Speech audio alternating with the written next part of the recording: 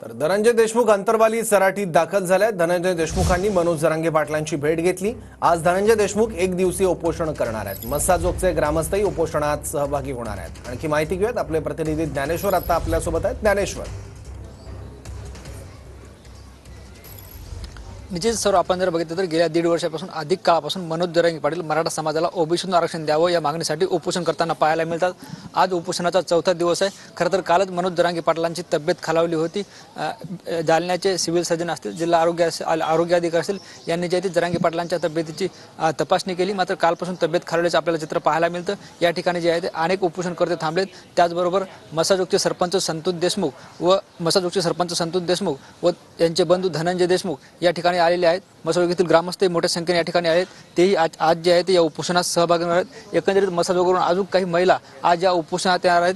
धनंजय देशमुख यांनी कालच सांगितल्याप्रमाणे आज या उपोषणाची सरकारनं दखल घ्यावी, सरकारनं शिष्टमंडळ पाठवावं आणि जरांगे पाटलांचं उपोषण सोडावं या मागणीसाठी जे धनंजय देशमुख कालपासून जे आहे ते या ठिकाणी आल्याचं आपल्याला चित्र पाहायला मिळतं। आता जे आहे ते धनंजय देशमुखही आज मनोज जरांगे पाटील यांच्यासोबत उपोषणात सहभागी होताना पाहायला मिळतात आणि जरांगे पाटलांची तब्येतही कालपासून खालावल्याने आता सरकार प्रशासन या उपोषणावर काय तोडगा काढतं हे पाहणं महत्त्वाचं ठरणार आहे। सौरभ, ठीक आहे, धन्यवाद ज्ञानेश्वर या माहितीबद्दल।